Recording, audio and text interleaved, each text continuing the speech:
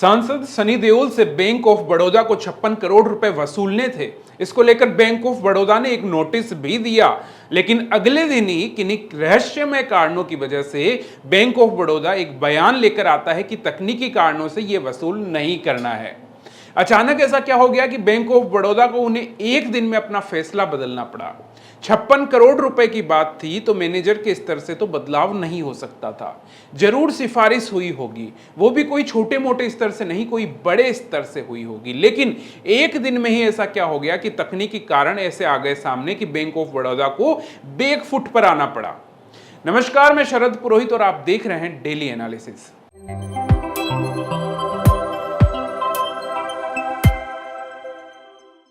दोस्तों, bank of Baroda को सनी देओल से 56 करोड़ रुपए वसूल करने थे, क्योंकि उन्हें लोन पेमेंट पर डिफॉल्टर माना गया था।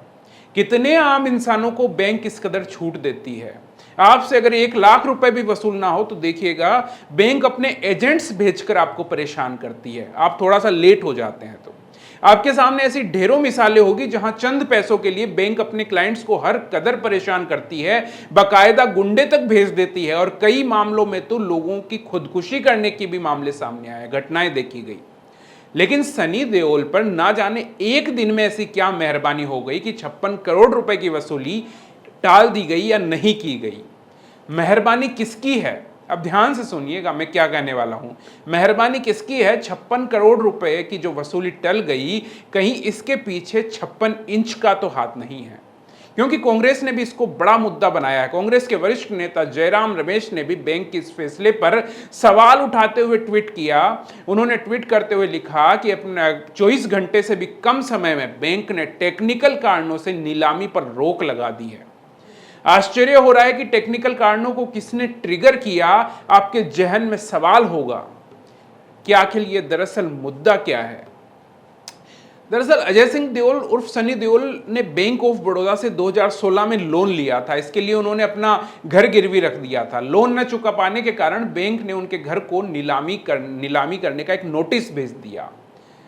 लेकिन अगले दिन ही देखा गया कि बैंक ने अखबारों में बड़े बड़े विज्ञापन दिए जिसमें टेक्निकल कारण से वापस नोटिस लेने की बात कही।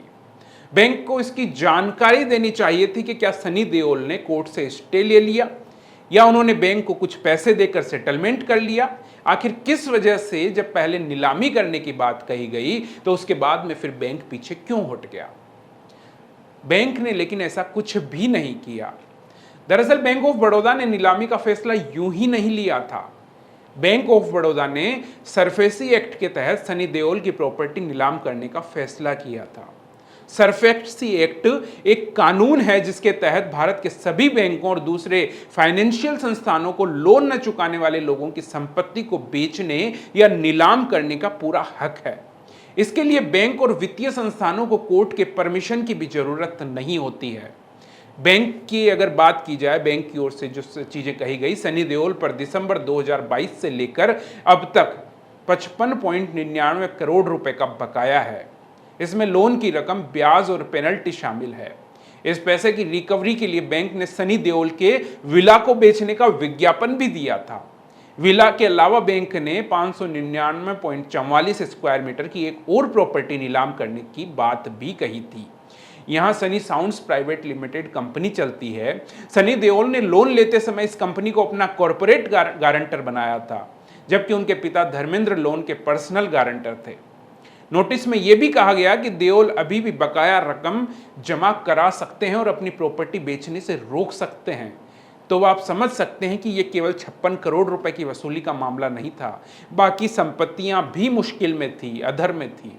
मगर फिर अचानक बैंक ऑफ बड़ौदा का ये फरमान आता है और वो कहते हैं, नहीं साहब, तकनीकी कारणों से हम ये वसूली नहीं करेंगे। दोस्तों, क्या लगता है, अगर ये सांसद नहीं होते, इनकी पकड़ सत्ता पक्ष तक नहीं होती, तो क्या बैंक इन्हें ऐसे ही छोड़ देता? अगर आप और मैं होते तो शायद बैंक ऐसा नहीं करता। लेकिन इस मामले में आपने देखा कि किस तरह से बैंक एक दिन पहले जो अपना आक्रामक चेहरा दिखा रहा था, अगले दिन किस तरह से सॉफ्ट हो गया और बैकफुट पर आ गया और बड़े बड़े अखबारों में विज्ञापन देकर उन्होंने अपनी गलती भी मान ली कि ये टेक्निकल किसी वजह से ये चीज हुई है। आपको क्या लगता है कि ये बिल्कुल सही है या पूरी तरह से ये जो हुआ है ये गलत है? आप अपनी राय नीचे जाने से पहले कमेंट में जरूर देकर जाना। नमस्कार।